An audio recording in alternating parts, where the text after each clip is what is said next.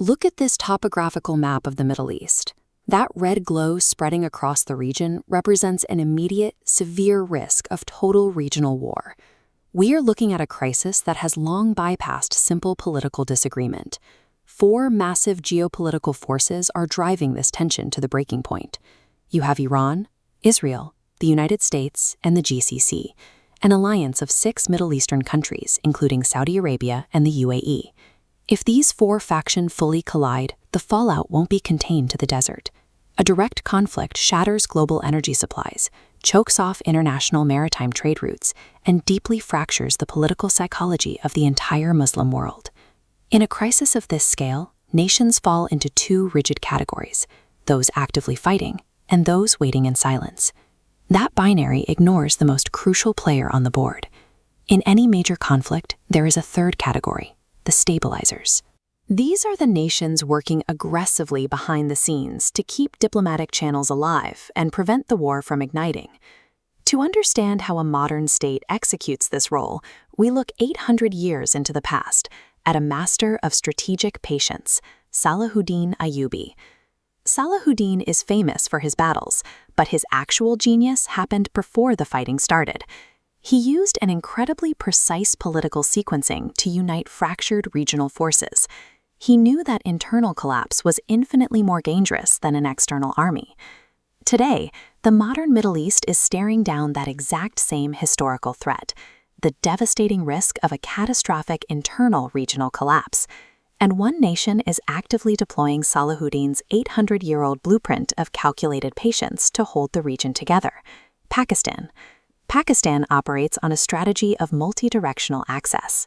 While other nations pick a single camp, Islamabad purposefully maintains active, open diplomatic lines with deeply opposed factions all at the same time. Despite immense external pressure, Pakistan refuses to close its doors to its neighbor, Iran. That connection remains intact. Simultaneously, Pakistan sustains its deep, historical, and heavily structured strategic ties with Saudi Arabia and the broader GCC. And while balancing Tehran and Riyadh, Islamabad keeps high-level security and diplomatic channels wide open with the United States. Weak states use neutrality to isolate behind walls. Pakistan's role is active stabilization, stepping into friction to manage regional tension. Refusing to weaponize religious identity, Pakistan acts as a sectarian stabilizer, cooling the Sunni-Shia divide and preventing religious wildfire. Deeply entrenched regional powers and global superpowers have very little incentive to listen to outside calls for restraint. Yet they do. Diplomacy is entirely hollow without hard power behind it. Pakistan brings massive credibility to the table, starting with a heavily verified nuclear deterrence capability. Second, they have spent decades running extensive, brutal, and entirely battle-tested counterterrorism operations. They know exactly what urban and proxy warfare actually costs.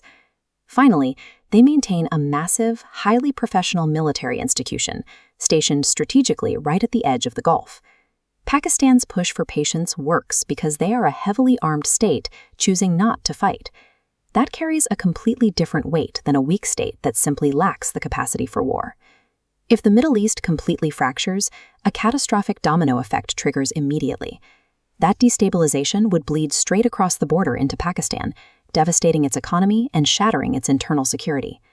Pakistan does not pursue regional stability out of a sense of beautiful moral obligation. This is a strict, calculated, hard national interest. Survival dictates keeping the neighborhood intact. Prolonged chaos exclusively benefits external threats. It gives proxy networks room to breathe, fuels extremist ideologies, and enriches black market arms dealers operating in the shadows. The ultimate danger is a psychological point of no return. Once every faction feels completely cornered, war becomes the only perceived option.